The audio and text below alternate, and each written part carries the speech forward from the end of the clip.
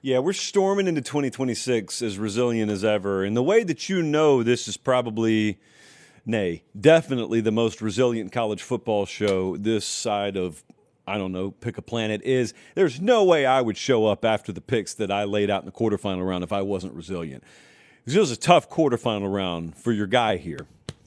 We had to grow up. A lot of us are having to grow up. A lot of us are dealing with some really, really hateful things being said about us on the internet. And I have a theory that is, it's a working theory. Partly, I need to tell myself this to make myself feel better. I've got a sneaking suspicion that no one picked the quarterfinals right. And I am just being treated as an scapegoat, which is even worse than a normal scapegoat. And that's the kind of goat that you use, maybe even like a piñata, where you just swing at it because the only alternative is to swing at the mirror because the man in the mirror picked wrong as well.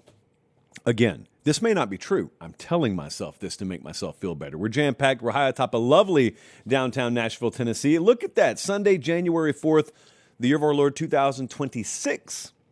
And as is usually tradition around here, I will probably say the wrong year through March. So at least I nailed it tonight on the first try. Immunity. It is semifinal prediction night. Whomst amongst us didn't predict Ole Miss versus Miami in the Fiesta Bowl as part of the semifinals of the college football playoff way back in August? Whomst amongst us didn't? I certainly remember being at Media Days predicting that.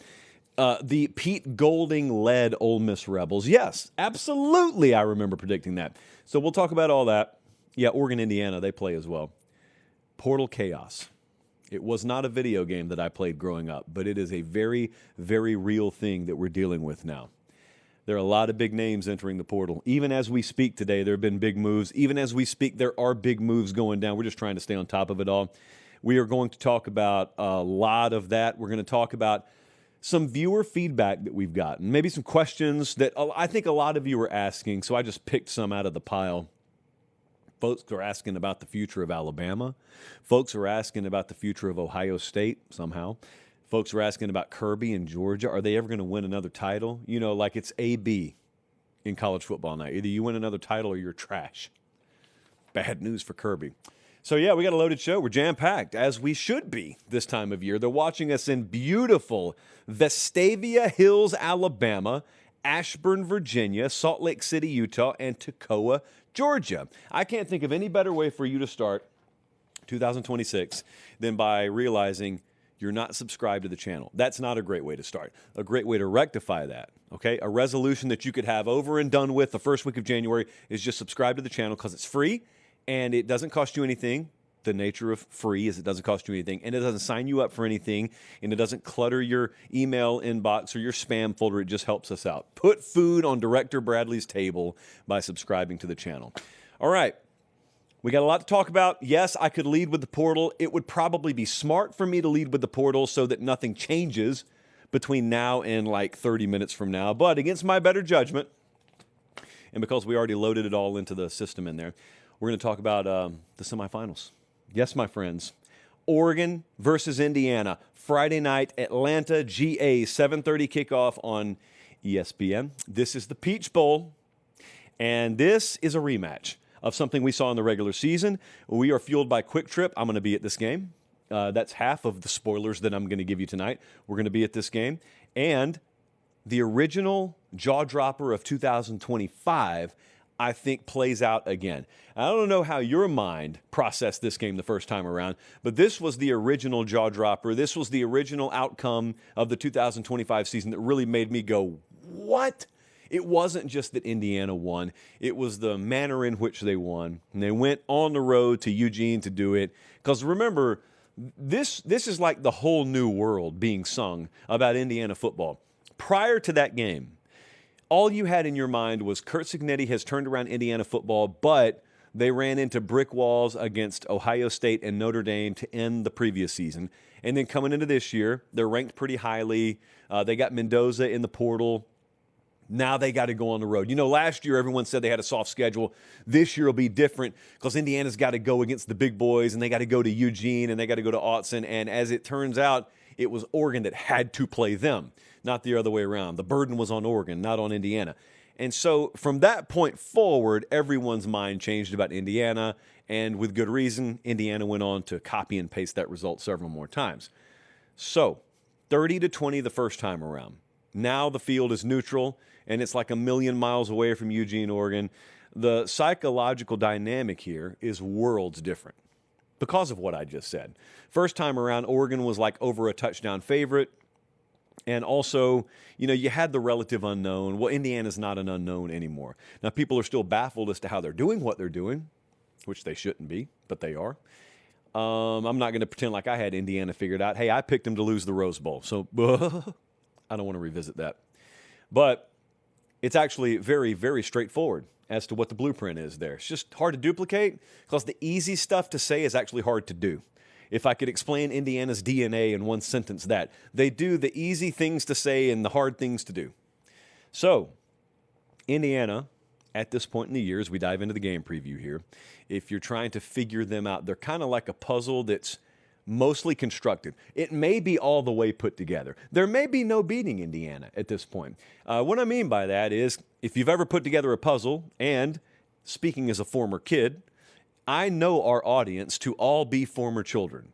Some of you are still kids, but many, many of you have put puzzles together in the past. And once you put the puzzle together, there's no open space. You'll notice it's fully put together. And there are no cracks, there are no gaps or anything like that. Now, other times, you've got the puzzle like 80% constructed, and it still looks good. You can still probably tell it's like a picture of the Fox and the Hound cartoon, but there are some missing pieces here and there.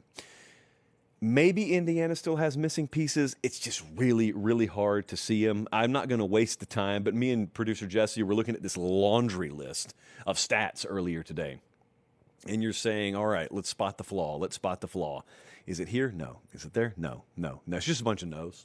It's just a bunch of no's. Now, what you can do is you could count on them to screw up. Indiana is a team full of humans, so they could screw up. Yeah, certainly Fernando Mendoza could turn the ball over. He has in a few games this year. That could happen. It's just not likely to happen. They're clearly playing their best football right now. They're, to me, clearly the most fundamentally sound, technically sound team in the country, wildly underrated from even a raw talent standpoint. I think several weeks ago, it was still kind of popular to say, Indiana, what they lack in talent, they make up for in blah, blah, blah. I don't even know that they lack in talent. I know that they're not littered with first-round draft picks, maybe like your vintage Georgia teams or something like that, but hardly anyone's littered with first-round draft picks anymore, at least to the degree you need to in conjunction with being a fully formed team. So there are a lot of teams with first-round draft picks that didn't even make the playoff, to illustrate what I'm talking about there. So it's an A-B thing here. You can count on Indiana to screw up, or you can be more talented than them and play at an A level, which is what Oregon has to do.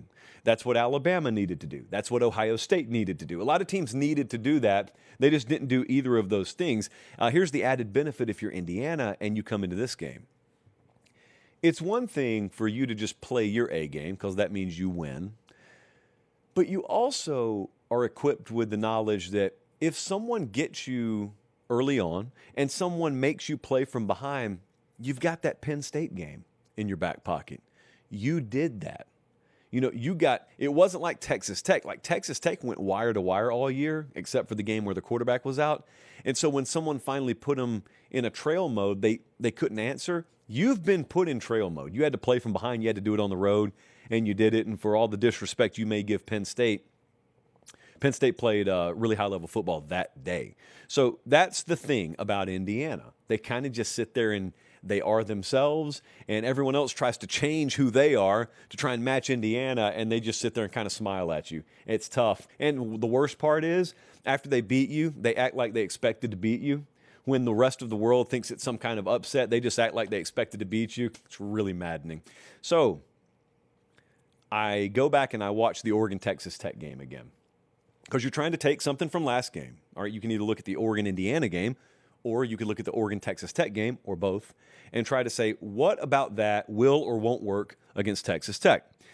What Oregon could afford to do against Texas Tech will bankrupt them against Indiana. There were so many wobbly parts to Oregon that were masked by the simple fact that they pitched a shutout defensively. And it is a statistical fact that if you pitch a shutout defensively, you can pretty much do whatever you want to offensively outside of turning the ball over multiple times, because the other guy can score if you turn the ball over. So as long as you don't do that, and you pitch a shutout defensively, you're good. So Oregon pitches the shutout defensively, which I would find highly unlikely against Indiana, and therefore it was okay. But the problem is, if you try and run the ball 47 times and put up 1.9 yards per carry, that's losing you a game against Indiana. If you go for it, I don't know how many times they went for it on fourth down, maybe a million. Actually, it's 8. You go 4 of 8 on fourth down against Indiana, you're probably losing that game. And I look back at the first time around, because you think to yourself, man, Indiana just stoned Alabama. Bama couldn't run the ball to save their lives. Number 1 run defense in the country. That's what this piece of paper says. I'm not doubting the piece of paper at this point. But we go back and we look at Oregon the first time around. If you look at sack-adjusted yardage, they ran it for 4.8 yards per carry. Like, Oregon did not have bad rushing numbers. The problem is Indiana got after Dante Moore.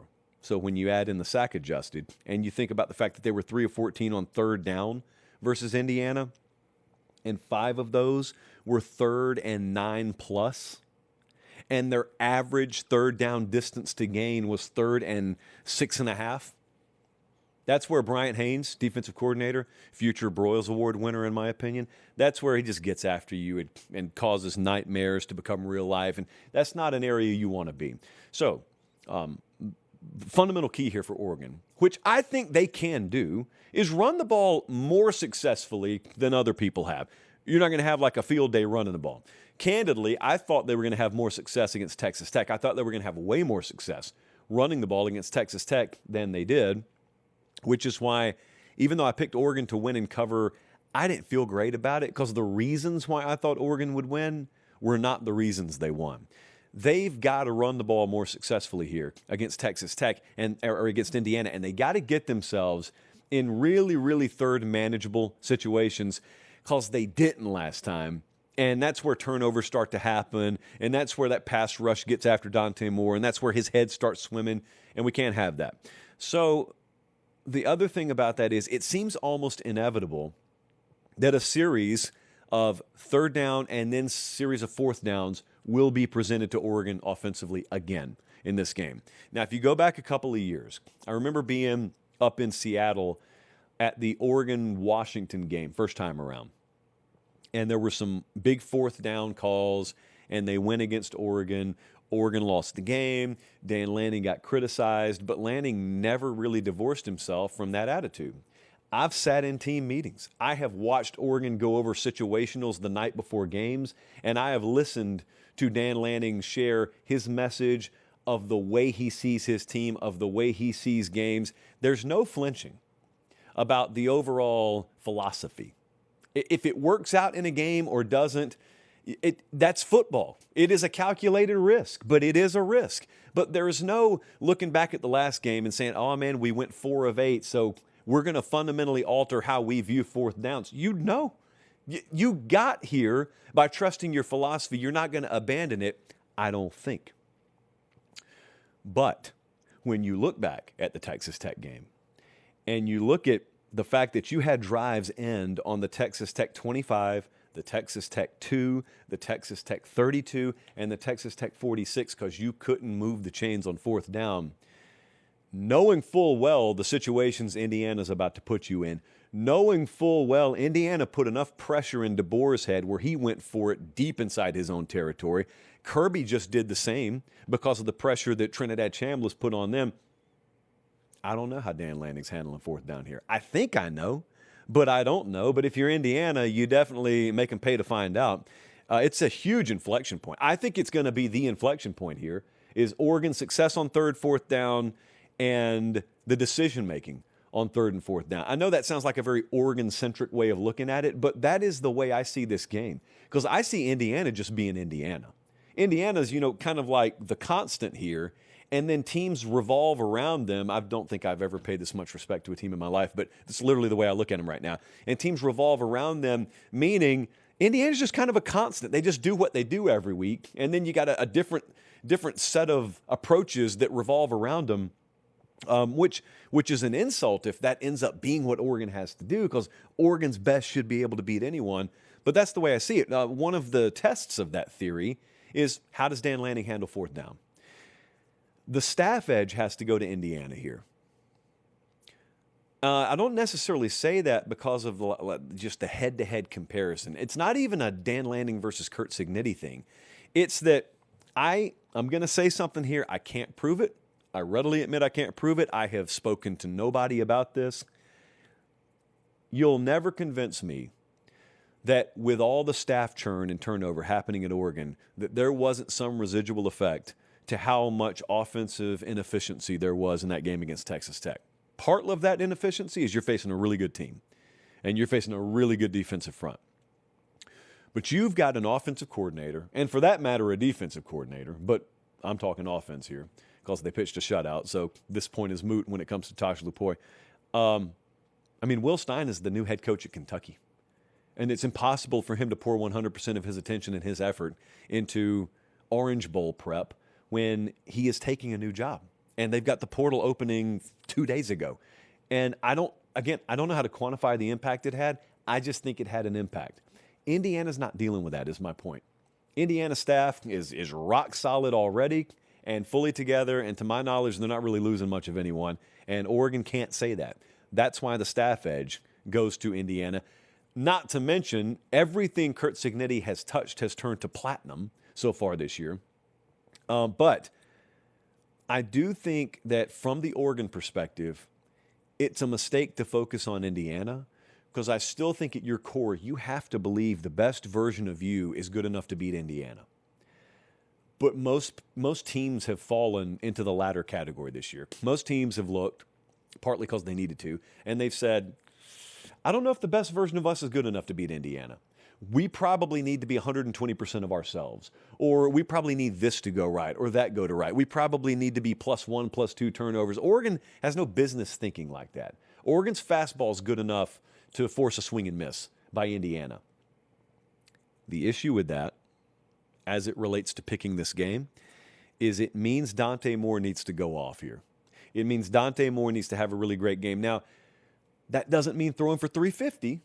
Necessarily. It does mean getting some big chunks of yardage through the air, but it doesn't mean going off. It needs to be somewhere between that and what Carson Beck did against Ohio State. Beck had what, Jesse? Like 138 passing against Ohio State. So not a spectacular box score, but when you combine it with the key plays he made with his legs and the fact that they weren't throwing the ball to the other team, that was good enough. So Dante Moore needs to be somewhere between a big-time statistical day and what Carson Beck did against Ohio State.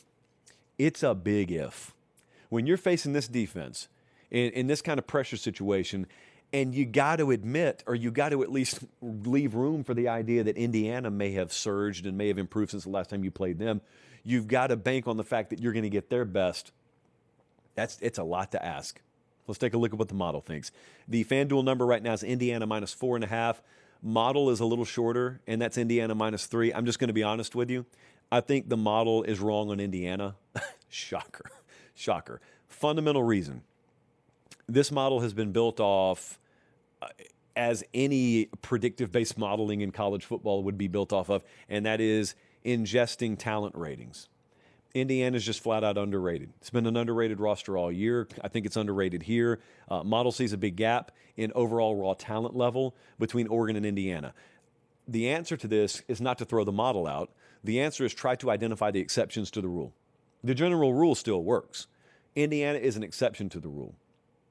And because of that, I'm going to take Indiana to win, and I will take Indiana to cover as well. That number's 4.5 right now. I see it as Indiana winning and covering. The current odds to win the national championship, Indiana's the favorite, Oregon's the second favorite, and then Miami and Oregon have similar odds. Ole Miss a little bit longer there. Yeah, look, there are many cases to be made for how Oregon could do this. I've had no feel on this playoff. I have felt very, very inadequate. This playoff has made me question a lot about myself. And so maybe Dan Lanning just makes me question more about myself. This would be a monumental achievement for them, by the way. Because, you could make the argument Dan Lanning's still out there searching for the big win, right? searching, because I think back to Penn State last year. Jesse, you remember this. You remember you guys make the playoff. You don't win the Big Ten, just like Oregon didn't win the Big Ten this year, but you make the playoff, and then you win 2 playoff games, just like Oregon did. Oregon beat JMU. Oregon beat Texas Tech. But then last year when Penn State went up against Notre Dame, they lost. And afterwards, what did people say? Nobody gave James Franklin credit for winning those 2 playoff games. Why? Because, he should win those games. Once he got to a game that was, coin flip, that's the one he lost. More James Franklin being James Franklin. Well, you can bank on this. If Dan Lanning loses this game, no one's remembering the 2 playoff wins. I'm not saying this is fair. I'm saying it is what it is. No one is giving him credit for the JMU win. No one's giving him credit for Texas Tech because he, quote-unquote, was supposed to win those games. This is the one he'll get judged on. And if he loses it, there will be – now, granted, this is low-hanging fruit, all right? These are more your window licker type crowd. They will say, as sure as the sun will rise the next day, well, what has he won? Well, what has Dan Lanning won? You know they're out there. You may be one of them. So that won't be the take on this show, but that will be the take. So I am predicting those people to say that because I am predicting Dan Lanning to lose this game. The audacity. Good news for Dan because I hadn't nailed a single thing in the last round or so. Quick Trip will fuel us there. We will be there.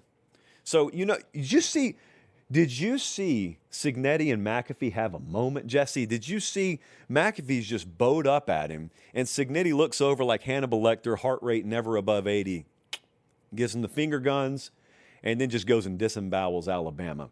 If that's what Dan needs, if he needs to find someone to make eye contact with, now I don't think the heart rate's going to be below 80, maybe below 180, but I don't think that Dan Lanning's heart rate has ever been that low to begin with. But if he needs to find someone, and he could do finger guns, he could do any of a number of finger gestures. If that's what he needs pregame, we'll be there. Daniel, if you need it, we'll be there for you. Courtesy of Quick Trip. Quick Trip fueling us. They have fueled our tour the entire year, and we will be in Atlanta. That is the Friday night game, and we've had fun this year, man. I don't know how many miles we've logged, but Quick Trip has fueled us every step of the way. The Fall Don't Lie Tour has been a phenomenal success. I don't know who judges such things, so I'm just going to say it was a success.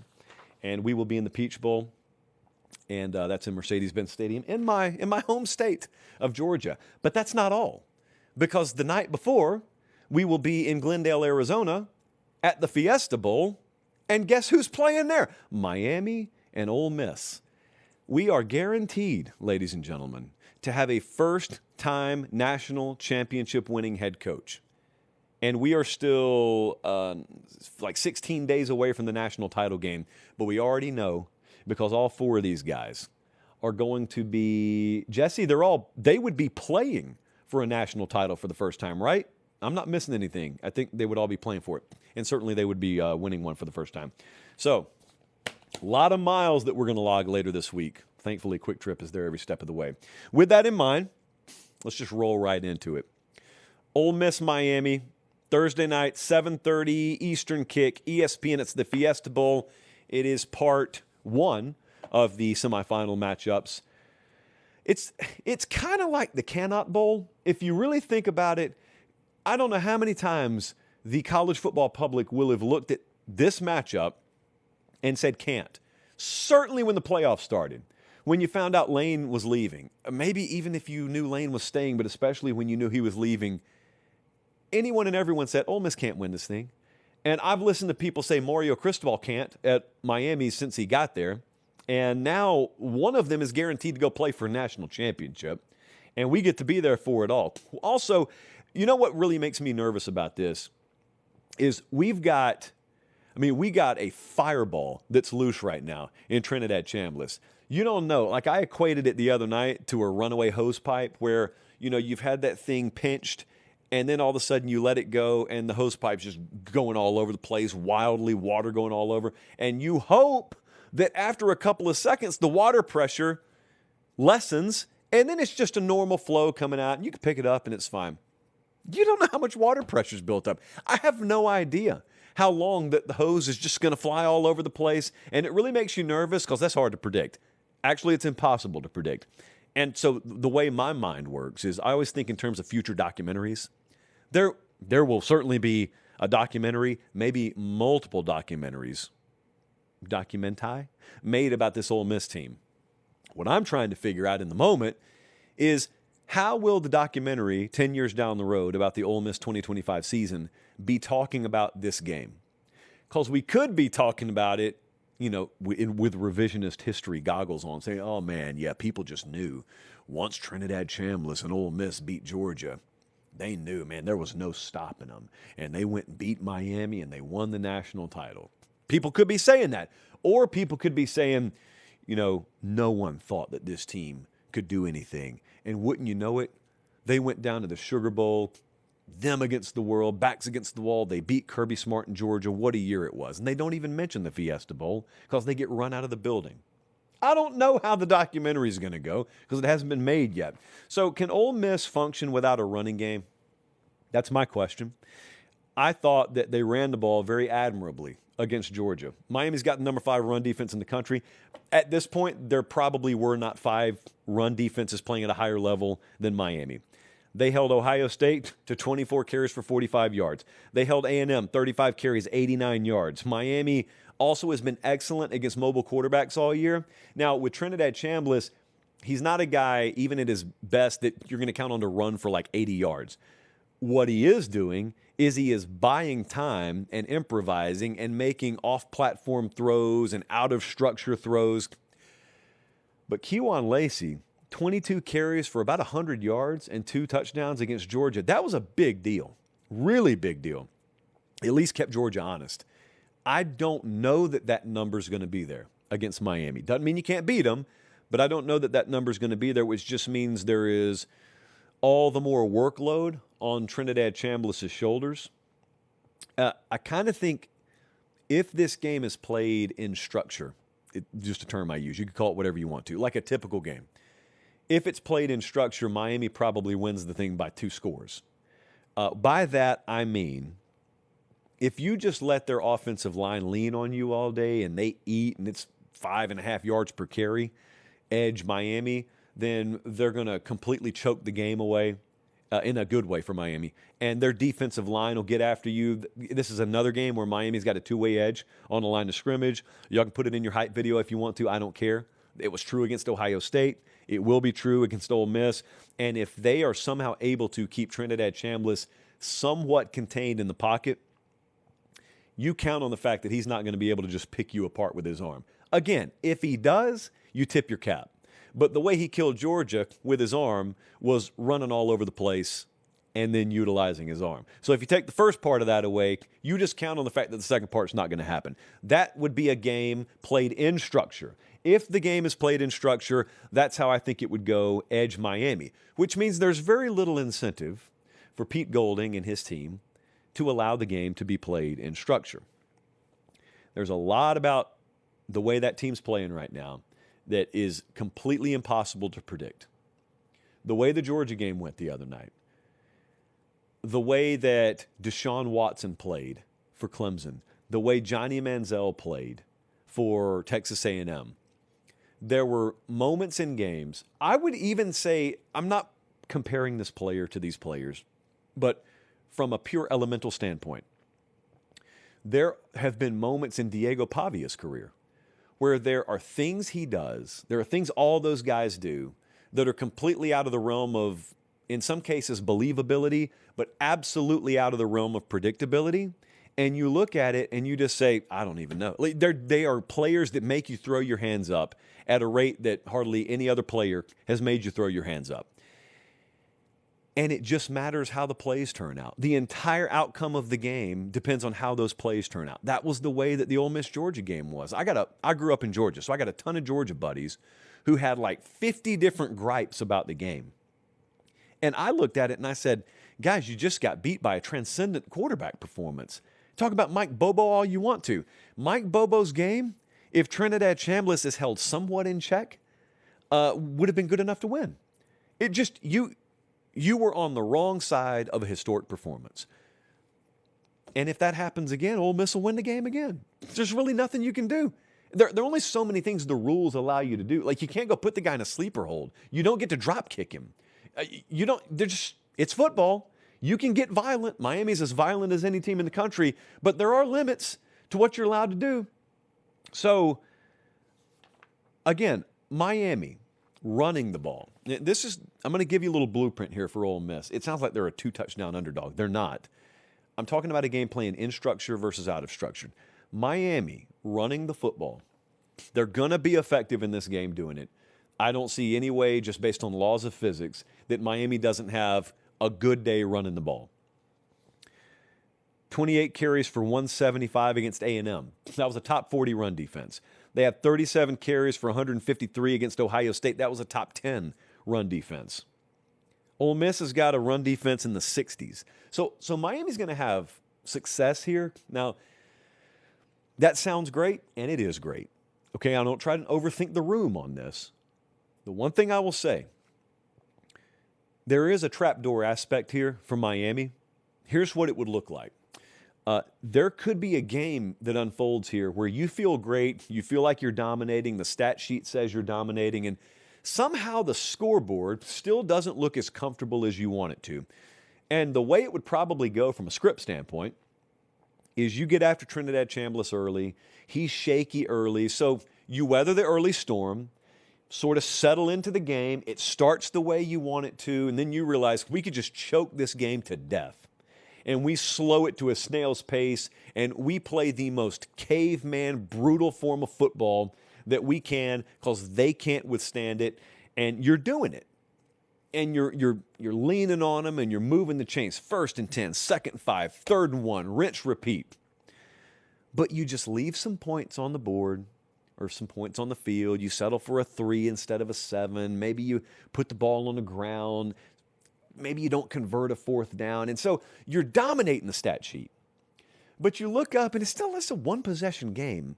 And then all of a sudden, Ole Miss being the number 4 explosive play offense in the country, and Ole Miss being the number 3 cap-buster play team in the country, happens. And I was at the Miami FSU game earlier this year. Now, Miami got out to a pretty big lead. They took their foot off the offensive gas, and then FSU just hung around, and they could not rev the engine again. So the final score looked closer than the game really felt like it was. That element, there is a world where that creeps in here. And Ole Miss somehow, some way is grabbing a lead midway through the 4th quarter, and you're looking at the stat sheet saying, how is that possible? That's a way that the trapdoor theory could be in play from Miami here, which just means you ought to be aggressive no matter what. Carson Beck should be a weapon for you in this game. Now, you may think to yourself, oh, we want to go more risk-averse. You know, we think we've got this thing from a physical standpoint, and we don't want to throw the game away. You're not winning the next game with that mentality, even if you do adopt it successfully in this game. You can't hide your quarterback 2 games. You may be able to hide him in this one. I think it would serve to your detriment the next game. So you gotta roll with the horses that got you here. Otherwise, there is a little sliver of light through that door that you leave open for Ole Miss. Now, look, there's also a world where you're down 14-0 to them, and you're having to play catch-up. I'm just talking about a world where a Miami style of game could even work against Miami. Also, if you're trying to find like a comparable matchup earlier in the season, I was thinking about the SMU game earlier. Now, I'm going to render this entire point that I'm about to make moot, but I am going to make the point because I was at the SMU-Miami game. That was an 11 a.m. kickoff. It was in Dallas. It feels like 5 years ago. But Miami lost the game. At that point, many people thought their season was over. Kevin Jennings was 29-44 that day. 365 yards and a touchdown. He was hurt most of the day, too, so really good effort from him. Carson Beck had 2 interceptions that day. Miami had 430 yards and 20 points. That formula, if duplicated, could work out and Ole Miss could win the game. Here's the problem. Miami woke up since then. Miami, I am a believer in the fact that they played down to competition at times, and they've done that at times over Mario's tenure. But when they need to be up, see that Notre Dame game right there? You will never convince me the level of play we got against Notre Dame was the same level of play we were seeing from them midseason. They just dipped midseason. They are not dipping right now. And so the level of play that you got from them against A&M and against Ohio State, you're going to get that from them again, which is why I don't think that result's going to be duplicable. Let's take a look at what the model thinks, and it's a very surprising number. I'm going to be real with you. Miami's a 3.5-point favorite at FanDuel. What would you do if I told you the model thinks Ole Miss is going to win this game outright? It's got Ole Miss -1. Would you believe it? Yeah? No? I don't. I don't believe it. I think Miami's going to win the game. I think they're going to win it by 7 or more. I am diametrically opposed to the model here, because what I think is going to happen is a little blend of both worlds from Miami. They're going to have a two-way edge on the line of scrimmage. They are going to get theirs on the ground.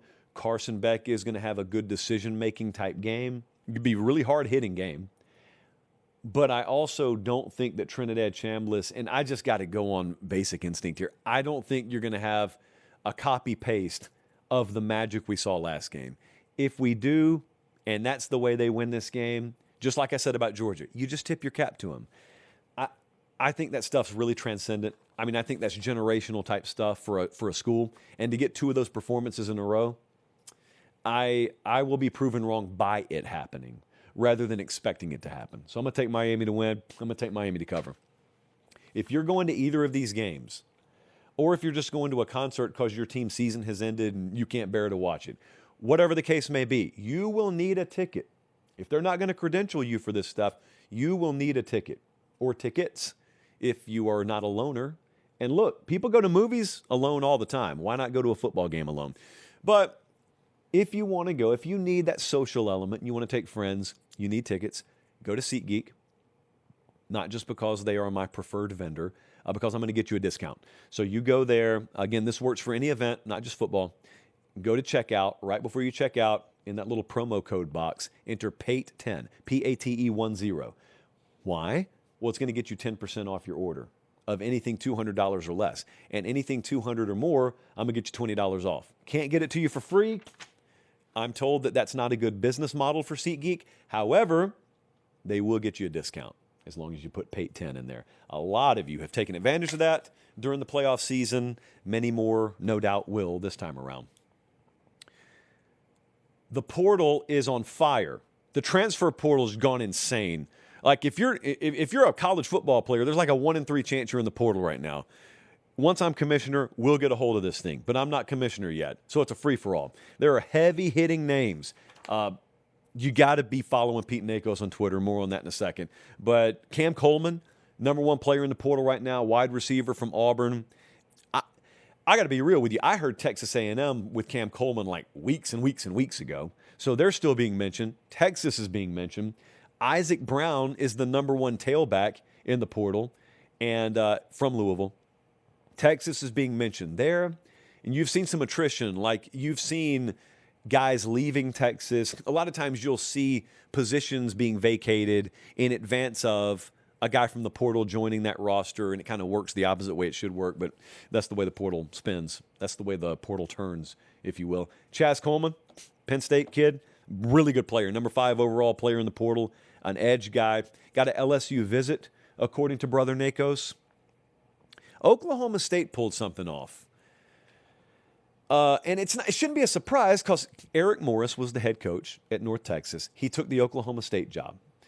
Caleb Hawkins was there, his tailback, #6 overall player in the portal. Drew Mestamaker was his quarterback, #8 overall player in the portal. They're both going to Oklahoma State, which is great news for them. I just wondered, were they going to follow? You know, because it's not like he took the Michigan job. He took Oklahoma State, which meant Oklahoma State's going to need to step up. Jesse, tell me something. Now, it could just be a glitch in the system. Did Jontez Williams' status just change live on air, or was that just me? It did change. Okay, so you're telling me Jontez Williams has committed to Southern Cal even as I'm talking right now. Again, that's why it's so scary to talk about the portal live. I wish Nakos was in here. There's a chair right over here, and he could just sit there. Hey, truthfully, he could live in here. Look at this. It's not real brick, I won't lie, but it's a very, very cozy home we have here. All right, Indiana is swinging wildly And it will probably shock approximately none of you to learn that they are landing every punch that they swing with. Josh Hoover, TCU quarterback, that's who Kurt Cignetti has circled. And so he is next in line to be a future Heisman finalist at Indiana. I haven't seen the script. I just assume that's what's going to happen next year. Multi-year starter, 7,400 yards and 56 touchdowns in his last 2 seasons. So he's headed to Bloomington. Nick Marsh, who I was really high on this past year, and then Michigan State was terrible. He's headed to Indiana too, and I'm just banking on him being a 1,000-plus yard guy next year. Going to be a lot of passes. I'm going to say a lot of balls to go around, but I didn't want to immunity myself. But they're going to lose some guys to the NFL. They'll backfill. I'm just totally confident. They got 4 other kids. So Indiana is making some big moves here. The quarterback dominoes, fascinating to watch. Think about the current college football playoff semifinals. Carson Beck at Miami, transfer. Trinidad Chambliss at Ole Miss, transfer. Dante Moore at Oregon, once was committed to Oregon, then went back on that commitment and hung out at UCLA for a little while, then transferred back to Oregon, counts as a transfer. Yeah. Who did I miss, Jesse? Oh, yeah, Fernando Mendoza, Indiana, transfer. We're going 4 of 4 on the teams that are left having transfer quarterbacks, which is why you need to lock in when we're talking about the portal dominoes at quarterback. Brendan Sorsby, fascinating situation right now. So Brendan Sorsby, Cincinnati quarterback, really good player. Texas Tech's been in the mix. I believe he just wrapped up a visit at LSU. Jesse, check me on that. That was this weekend. He was at LSU. Yes, okay. It looks like it's come down to those two. As of the past hour, and it's 7:42 p.m. Central on Sunday night, I've looked at Pete Nakos and Steve Wiltfong putting crystal balls for Brendan Sorsby to land at Texas Tech. Not done yet, but I trust those two with my life as it relates to portal juice, at least. I trust those two with my life.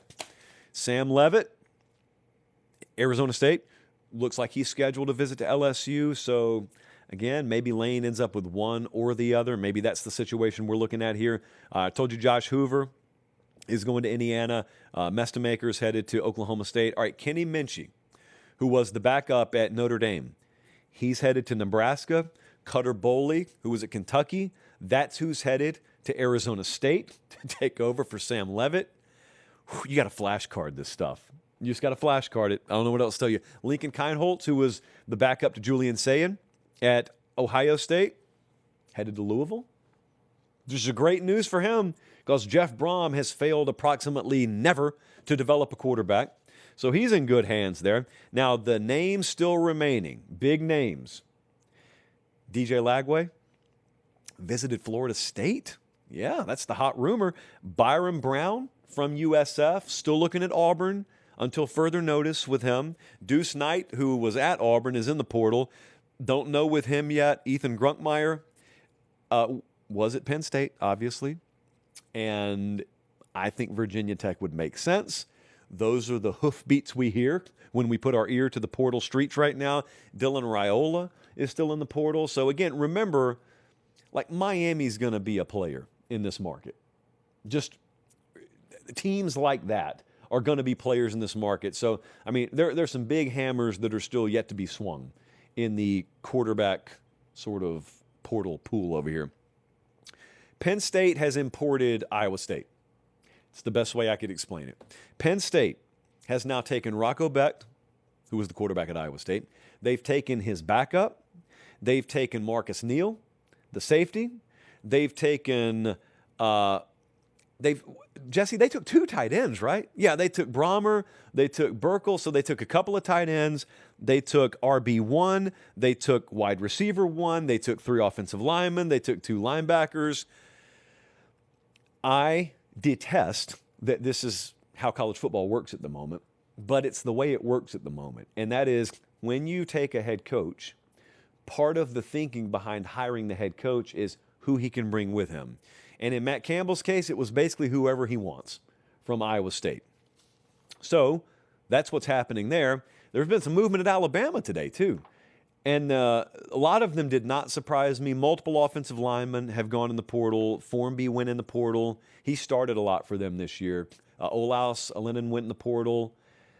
Like Rico Scott, who's a spot player at wide receiver, I think he can be a good player. He's in the portal. Richard Young, a backup tailback.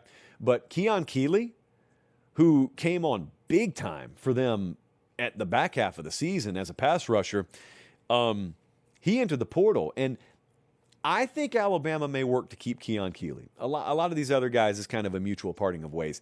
I think they may work to keep Keon Keeley. I'm just going to tell you, that one surprised me a little bit, only because I know his backstory, because I know Keon Keeley.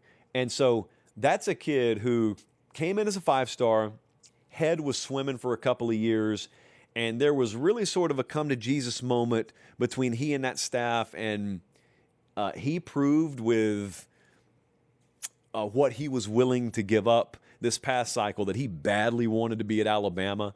And so finally the light clicked on for him this year.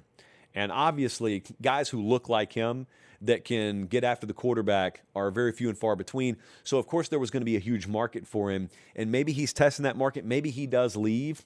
I am very curious about that one. Like, that's the only name on this whole list here that kind of caught me by surprise. Texas Tech is going to be a big player here. Not with Keeley per se. I don't know, maybe with him.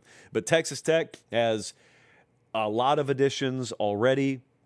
They're going to be big players. The one thing I'm curious about, like I was talking to Joey McGuire after their Oregon game the other day. Obviously, like, really disappointed, but then they got to dive right into the portal.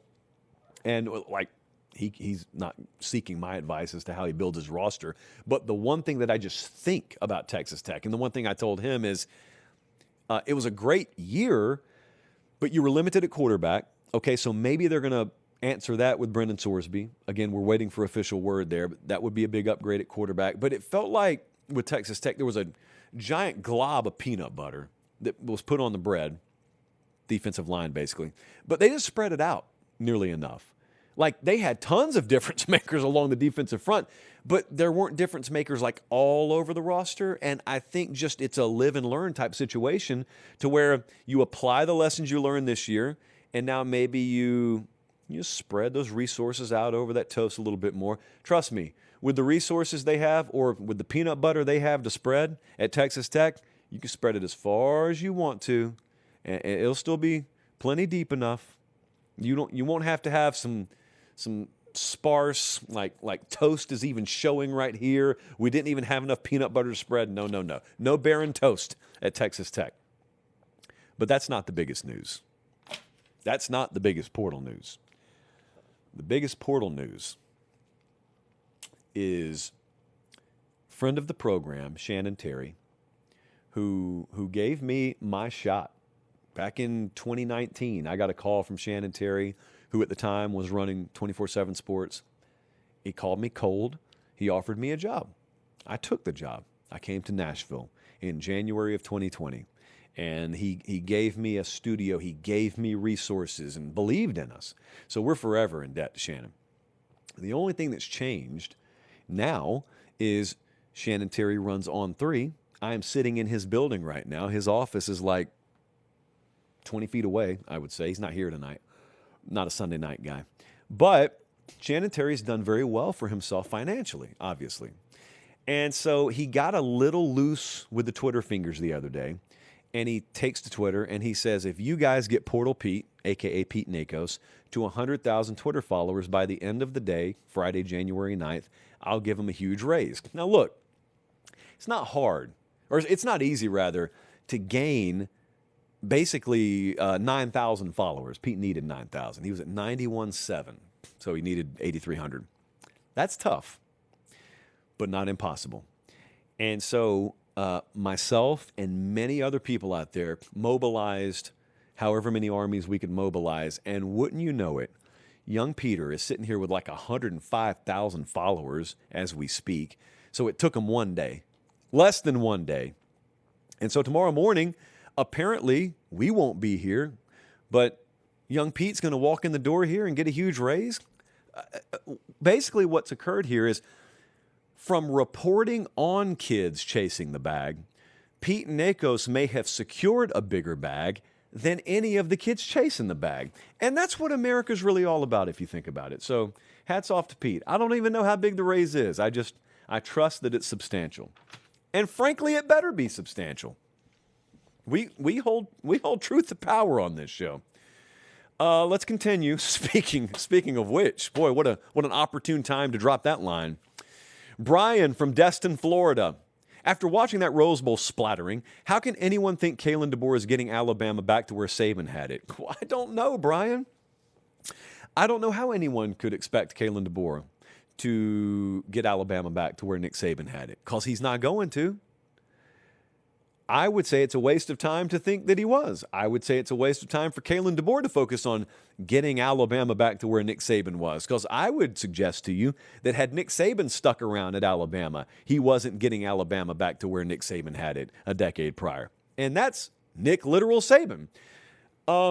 I don't think Kirby Smart's getting Georgia back to what Georgia was a few years ago. Dabo's not going to get Clemson back to what Clemson was. It's almost like the entire world has changed. So that's going to be called excuse making. It's not. I got a ton of criticism for Alabama, and I will dole it out in just a moment.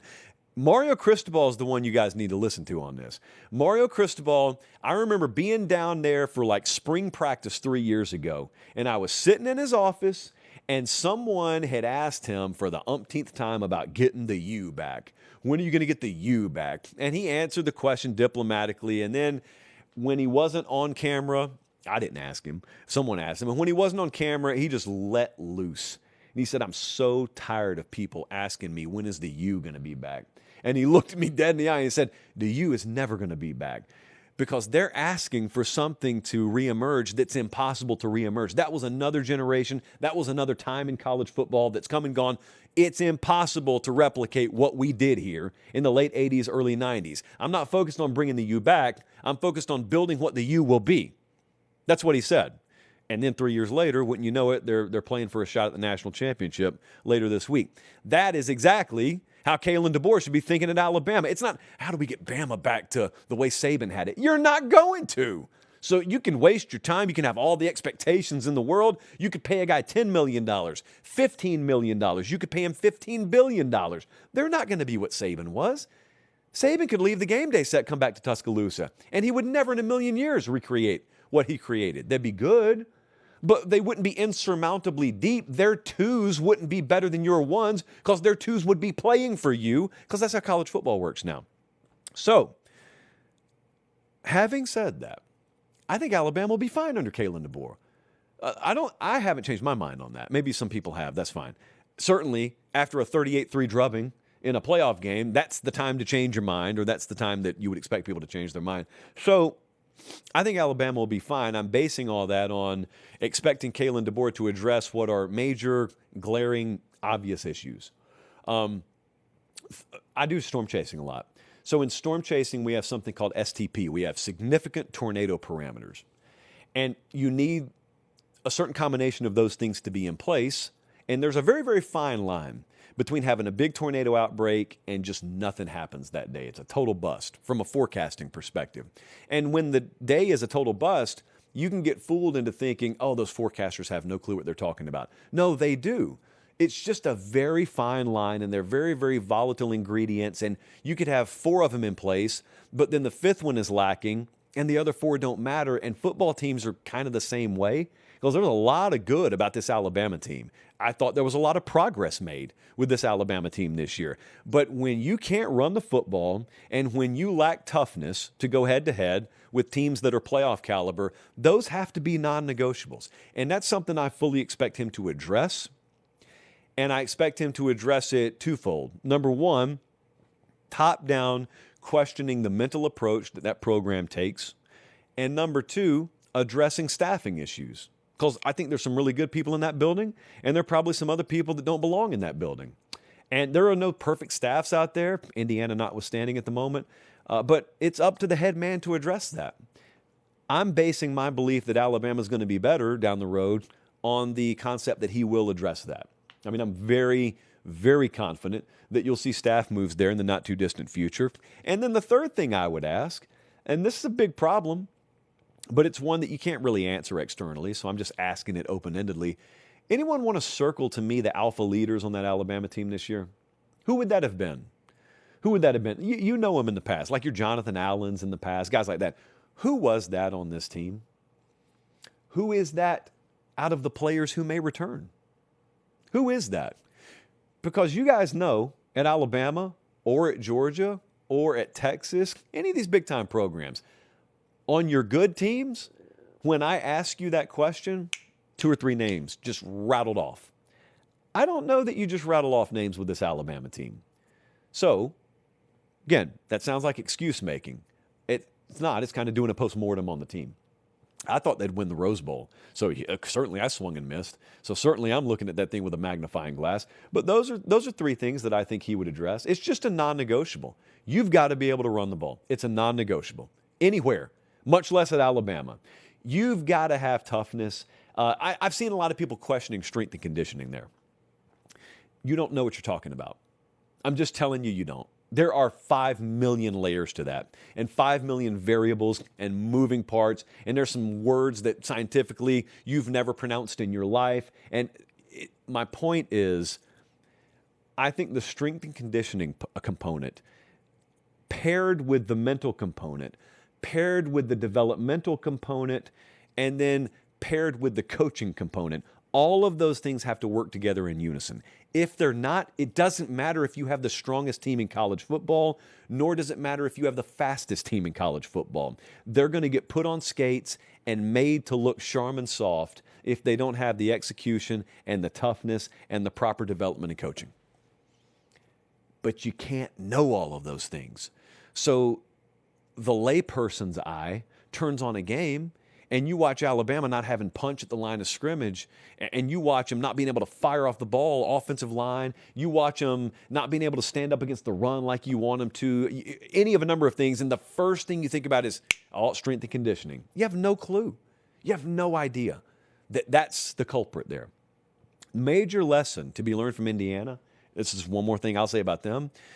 There's a major lesson to be learned from Indiana if you're Alabama. But it's not just the execution part. It's not the toughness. It's not the balanced approach offensively. All those are givens to me. What I respect supremely about Indiana is they act like Alabama used to act, in a sense that they don't rely on external stuff for motivation. No one should. Alabama slipped into this mode. You hear them talk about it all the time. Man, I'd be around the team sometimes, like in postgame, and they'd be talking about folks doubting them, folks disrespecting them. Like, what are you talking about? You know what it sounds like? It sounds like Clemson and Dabo. Back in the day when they were first beginning their ascent, the little old Clemson thing, the stuff Dabo used to always preach, and I had a problem with it then, and I spoke out about it then, and I said, this works right now because people are doubting you. The problem is the better you get, the less they doubt you, and you've built your entire foundation on your primary fuel source being doubt. Well, when it runs out, what sustains you? And as it turns out, due to that and a number of other issues at Clemson, they didn't sustain it. And so at Alabama, I just watched them play an Indiana team, and that Indiana team actually has reason to use disrespect and doubt as fuel, because people did doubt them all year long. They don't. Listen to their leadership. Now, that guy may coach with a chip on his shoulder, but that's an entire ethos. That's an entire worldview. I can promise you Indiana didn't perform at the level they did against you because you doubted them. They performed at that level because that's the standard they work to. That's the standard they hold themselves to. And if there's one criticism that I've had with Kalen DeBoer so far at Alabama, you look at some of the losses, they've lost as big favorites. You look at some of their wins, Georgia, it's when they're an underdog. They go on the road 13 of 19, razor sharp efficiency on third down. It should just be consistent every week, or it should be a lot more consistent than it has been. And that's the lesson I take away from Indiana. All the other stuff's obvious. You need to be doing that. That goes without saying. But just the proper source of fuel, like the proper focus, is one that just focuses on a standard and couldn't care less what anyone's saying outside. You should never be at your best when people are doubting you. You should be at your best when it's Saturday and there's a game to be played. That's when you should be at your best. You should be at your best just because it's Tuesday and you've got an opportunity and God-given ability and it's there to be had. So you're going to take it. That's when you should be at your best. Academy Sports and Outdoors, you could be at your best by hanging out there. No one's ever gotten worse by going to Academy Sports and Outdoors. A ton of people have gotten better. At least you look better and you feel better because you're better equipped. I watched at least 2 of the 4 quarterfinal games with a full left cheek, this one right here, of Ground Ball Grape Big League Chew. Because we got it from Academy. We got the whole, I don't know what it was, like a starter pack of Big League Chew. And so I choose to just obnoxiously take the entire pouch of Big League Chew and put it in. Makes me feel great. Makes me feel mature. I have a spit cup, even though it's gum. So the entire ensemble is recreated. And you can acquire Big League Chew at Academy. Now, there are like 99 million other things you could get there. You could get a kayak there if you wanted to. You just can't chew it while you're watching football. You can get a glove, because it is about to be spring, because that always follows winter. It's happened every year. It's really easy to predict. You can get all your camping gear. You can get all your spring sports stuff. You can get it all at Academy Sports and Outdoors. And if you can't get there in person, that's okay. Academy.com. Let's move on. We've got plenty more to talk about. Some of these questions. Hold on. Let me get some lip balm for this one. And okay, we're good. The Ohio State one, man, nose is just. Howie from Pittsburgh. Howie. He said, how was everyone so wrong on Ohio State this year? Like, was it wild to you how wrong everyone was? A little bit. Yeah, a little bit. I just think the bubble kept getting bigger and bigger once they got past the Texas game. And I use the analogy of the dam all the time, and I think it fits with Ohio State here. What Howie's talking about is once Ohio State got past Texas, they were the number 1 team in the country, and they were pretty much just number 1 the whole year. I had them number 1. The model had them number 1. Everyone had them number 1. And then perceptionally, the gap started to grow between Ohio State and the pack. I fell victim to this too. The model fell victim to this. So I'm not saying it was a them problem. It was a we thing. And it's so easy to talk about this stuff in retrospect, but man, they went through the whole regular season. I'm going back to the analogy of the dam here. All football teams are dams. Some of them have a ton of cracks. Some of them have a few cracks. But it's not about whether they're cracked. They all got cracks. There is no perfect team. It's all about who faces enough water pressure from their schedule to expose the cracks. Most of the time, when you're playing in the Big Ten or the SEC, you're going to face several tests that will expose your cracks. I don't think Ohio State did this year. They faced Texas early in the year, and then they were able to just suffocate their way through the rest of the regular season, and they just never faced enough pressure to expose the cracks. Now, it was my theory that Ohio State was calling games the way they were offensively this year because they were well aware internally of who they were, who they weren't, what their limitations were. The outside world didn't care because they just kept winning. Methodically, they kept winning. Matt Patricia comes in there as defensive coordinator, and they don't give up, more than like 16 points in the regular season. So then they go and they face Indiana, and they lose, and then they face Miami, and they lose, and it's over. And, of course, because the last 2 games you saw were losses, people view the season as a failure. I thought they did an excellent job coaching. I always feel this way, though. If you make the playoffs, no one makes the playoffs and has a failure of a season. I know what the expectation is there. Expectation is a funny thing. I've been thinking about this a lot more lately. Expectations just don't matter. They never have, but I've just been thinking about it a lot more. Like, people think somehow if you just raise your expectation level, it forces the production to increase. It doesn't. Production and expectation, well, let me rephrase. The production of a football program relative to outside expectation is totally detached. Sometimes they match, sometimes they don't. But if your team wins a national title, it's not because you expected them to. It's because they recruited and developed and executed. That's why they won the national title. And if Ole Miss wins the national title this year and no one expected them to, it also won't matter. So to me, this was an excellent coaching job because if I said it out loud to myself in August, it would have been phenomenal. Remember in August, yes, this was going to be a highly ranked team. I think they were number 2 or 3 entering the season. But in August, when they're coming off losing an offensive coordinator and a defensive coordinator and the quarterback, and they just won a national title, so there's the risk of the hangover factor. They lost a ton of production. If you were to tell me they're going to go undefeated in the regular season and go play for the Big Ten championship, it's a success. Period. Point blank. I don't do the recalibration of expectation thing. I change my expectation level of you as the season goes on, but I am not going to all of a sudden expect you to win 9 games in the preseason, but then you start off 8-0. So then I say, oh, anything less than 11 is a failure. I don't do that. I'm not saying I called Ohio State to go 9-3, but there was a world where they fell off pretty significantly this year, but they didn't. So if I tell myself undefeated regular season in August, mind you, that means beating Michigan for the first time in half a decade. That's a success to me. All right, so that's the 50,000-foot August view. I'm going to make some excuses here. This will be labeled excuse making. That's fine. I'm just sharing to you how I think this season ended for Ohio State.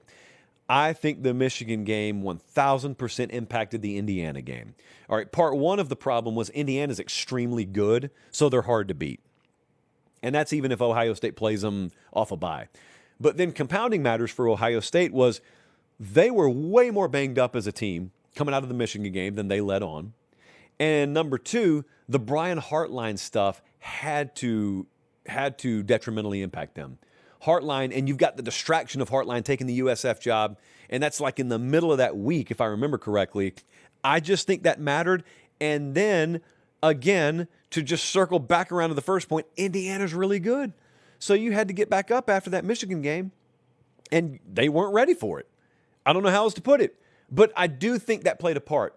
So if that's excuse-making, it's excuse-making. The Miami game just boils down to the pick six to me because you're lacking explosiveness. So once you get down 14-0, you don't really possess the ability to know, hey, any second now, we could pop an 80-yard run. That's just not Ohio State this year. Any second now, man, we could have a 1 or 2 play drive and boom, we're right back in it. I guess that could have happened because they have aliens, at least one of them on the field at wide receiver, but that wasn't them all year. Really in these kind of games, it wasn't them. And so they knew we were going to need 10 play drives to get back in this game. And they put a couple of them together. But that pick six, I mean, that's what it's all about. So that's fully your fault. It's not excuse making, but that's how the season ended. I don't view that as a failure.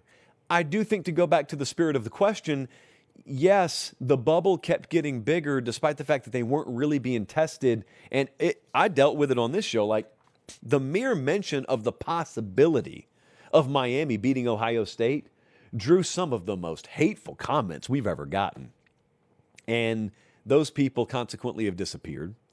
But, there are a lot of folks whose opinions I supremely respect, who just work themselves into the concept or the idea that Ohio State, not invincible, but Ohio State's just a definitive, runaway train front runner in this tournament. And losing the Indiana game will end up paying off. It'll springboard us just like the Michigan game did last year. It just didn't happen that way. I don't know what else to say, man. You had an undefeated regular season a year after a historic level of attrition. Worse things have happened. Bigger tragedies in life. Moving on. More doubters. It's a doubt fest here tonight. Kennedy's checking in from Salt Lake City. Here's what he had to say. Oh, no, not Salt Lake City. Bradley, you can cut all that out.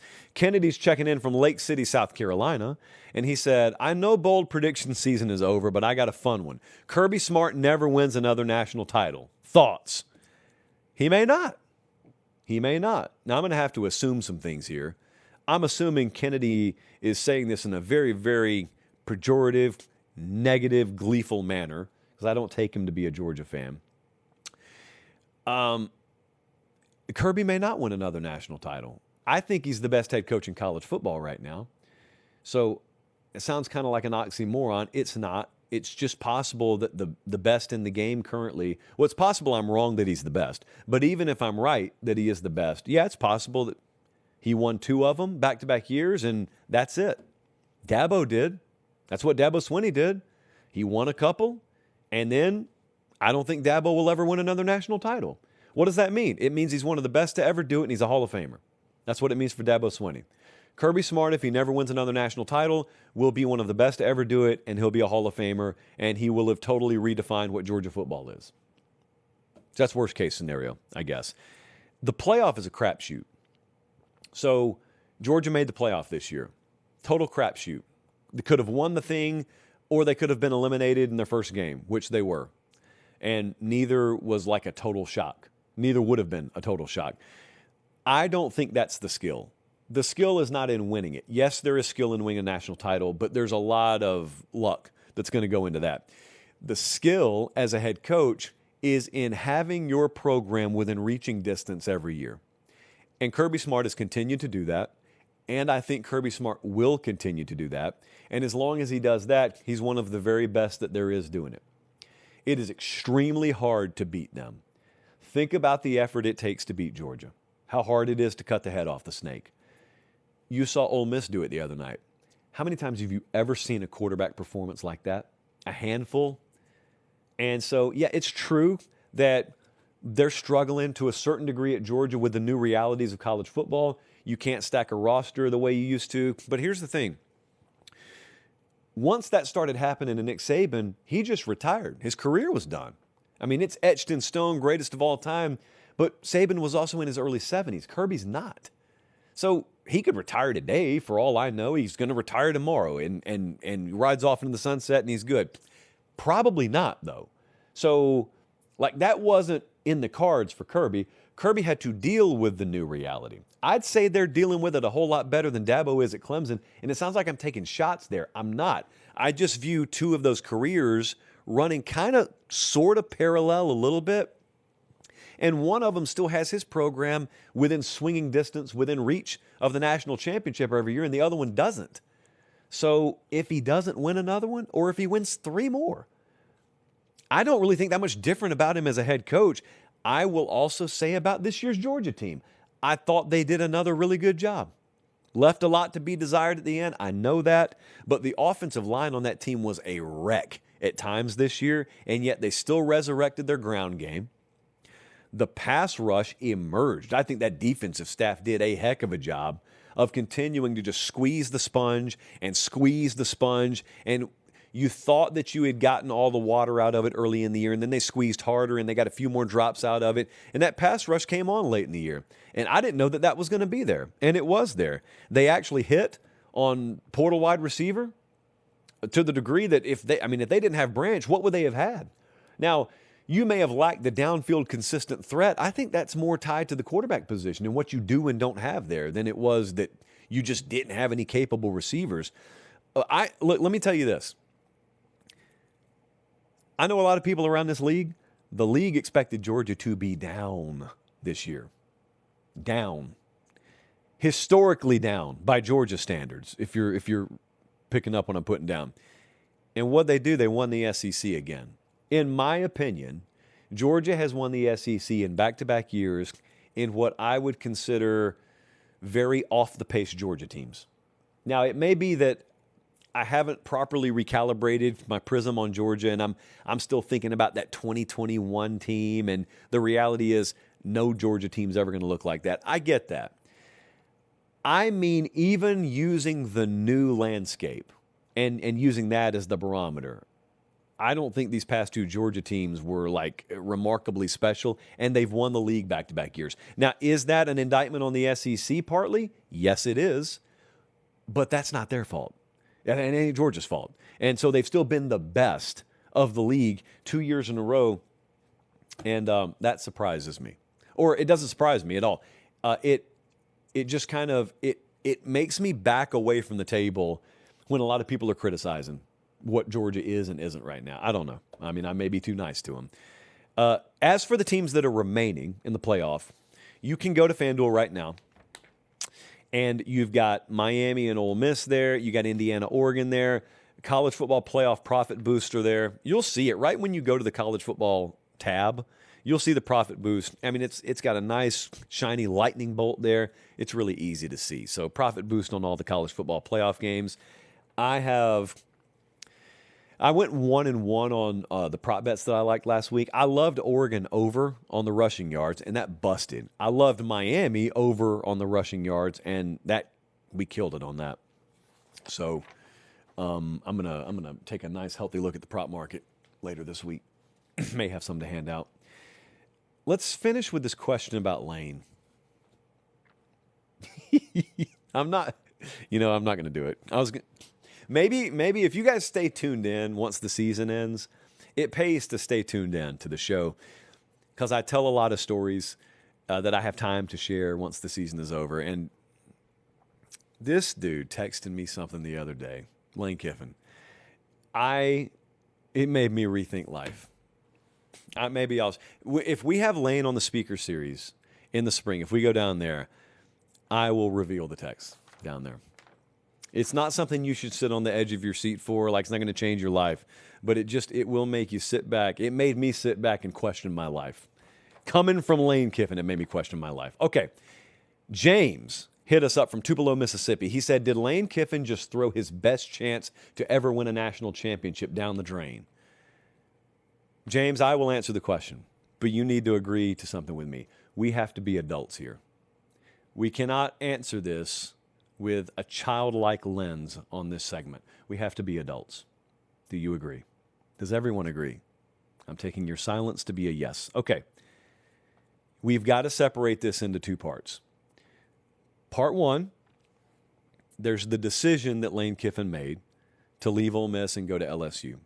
The other part is how he's handled it. I'm going to ask you, for the sake of this question, to completely forget about number two. Just pay attention to the decision he made, because you guys can have a million different thoughts about him and his personality and the way he's handled it and all that. That's a side note for the next 5 minutes. I'm only answering this question on the basis of, did he throw away his best chance ever to win a national championship? And my answer is, it's impossible to know this. How can anyone know what's coming? Look, respectfully, James, maybe you predicted all this to happen. All I know is I got the question from you today or yesterday, whenever you sent it in. Even your question is coming to me after Ole Miss beat Georgia. But see, when Lane left, he had no way of knowing how the Sugar Bowl game was going to go. Again, don't pay attention to the way he's handled it. We agreed to that. Just that he left. That's all we're focused on. So yes, of course, statistically now, his Ole Miss team is in the semifinal, and it's really hard to get this deep in the playoff. So maybe if he was the head coach and they were in the semifinals, maybe this ends up being his best shot at a title. There was no way to know that was going to happen. A competitor would expect it to happen. Yes, I'll grant you all that. I also don't know what he's going to end up doing at LSU. Like maybe he'll be here 4 times. Maybe he'll be here no times. I don't know. And the third part of that is, how am I supposed to know what the landscape of college football is going to do? It could be that 5 years down the road, there's no difference in LSU and any of these places. Like, I will entertain this, James. That's the road I could see this going down. I am granting, before I even utter these sentences that are about to come out of my mouth, that it's impossible to know. But if you want me to go glass half empty, or if you want me to go like, let's go glass 3/4 of the way empty on the Lane Kiffin move. He goes from Ole Miss to LSU. Yes, I will grant you, there is a world where the playing field in college football just levels and levels and levels to where a couple of more years down the road, there's no tangible difference between LSU and Ole Miss. There's really no difference between Indiana and Ohio State. Everything that used to be an edge in college football has been wiped out. Everyone's working with the same resources. Everyone's working on the same rev share blueprint. And in the aggregate, all that you have at LSU that you don't have at an Ole Miss, all that you have at Ohio State that you don't have at Indiana is way, way, way higher expectations and way, way more pressure. And in that world, believe it or not, it would be bizarre, you would actually be at an LSU to your detriment relative to being at Ole Miss. It would be more desirable to be at Indiana than Ohio State. It would be more desirable to be at Washington than USC. Because if everything's equal, you want to be at the places where your quality of life's better. If everything's equal, you want to be at the places where they don't have sky-high expectations based on a long ago era and a generation and a form of college football that is no more. Because I think one thing we do understand is if we are headed towards a world where the landscape is totally evened out, the expectations are not following suit. Okay? At LSU, they're always going to expect to be better than Ole Miss. Why? Because they're LSU. At Michigan, they will always expect to be better than Iowa. Why? Because they're Michigan. So yes, I have to grant in admitting that there's so much unknown about the future of college football, I do have to grant that there's a possibility that we get 5 years further down the road and people are resisting being a head coach at Georgia or being a head coach at Texas. And they're seeking out being the head coach at Oklahoma State and the head coach at Louisville because everything's equal except the expectations. And we don't want to go where there are bigger expectations. So yes, there is a possibility that Lane regrets it down the road because he should have stayed at Ole Miss because there was going to be no discernible advantage down the road to being at LSU. Yeah, that could be. There's no way to know. No one knows what the courts are going to do. No one knows what the NCAA can and can't do. No one even knows if they exist anymore. But I can only tell you where I think Lane Kiffin's head is at on this. My answer to the question, before I get too far away from the question, I think he'll have good shots to win national titles at LSU. So I think he'll have at least one chance. I think he'll have at least one team that gives him a better shot to win the national title than he will have had with this year's Ole Miss team. So my answer to the question is no. He didn't just throw his best shot at a national title down the drain. Remember our agreement. That's independent of how you feel he handled the situation. I'm just answering the question. Where I think Lane Kiffin's head is at is he looks at Ole Miss and he looks at himself. You can agree with this or disagree with this. I'm just giving you my take on it. I think Lane Kiffin looks in the mirror and says, I had way more to do with the success we had here than just Ole Miss had to do with the success. Whether that's right or wrong, I think that's the way his mind works. He's not alone there. I think many, many alpha competitor type head coaches feel that way. All due respect to the tradition and the pageantry and the fan base and whatnot, I'm the straw that stirs the drink here. It's a very arrogant way of thinking. Some guys happen to be right about it, though. Maybe Lane Kiffin's right about that. I can just tell you, it's going to be, from an outsider's perspective, very entertaining to watch. From the perspective of the players and the coaches that have been caught up in it, it's a joke that this is even a situation. And it's no one person's blame, like just Howard Jones mode. No one is to blame. Well, many people are to blame. Like I saw someone earlier today, I can't remember who it was, they were asking, hey, why doesn't Greg Sankey step in and make it impossible for Lane to give an ultimatum to coaches following him from Ole Miss? Because they're adults. They're making decisions. Like, I don't really know that that's where the commissioner of the league would step in. So, million issues right now in college football. Yeah. Good show tonight, though. Really good show. Tuesday's show, so we're not doing a show Tuesday, but we may do something on Tuesday. So just follow me on the socials at Josh Pate CFB. I'll let you know what we're doing. And then we're going to be in Arizona on Thursday for the Fiesta Bowl. We'll be in Atlanta Friday for the Peach Bowl. I'll do rapid reactions for each of those games, so you won't have to wait until Sunday. But a lot's going on. Lots going on in college football. Transfer portal probably changed since I talked about it an hour ago. All right, we got to get home and get some food. For Director Bradley, Producer Jesse, I'm Josh Pate. Take care. Have a great start to your week. Welcome to 2026, and God bless.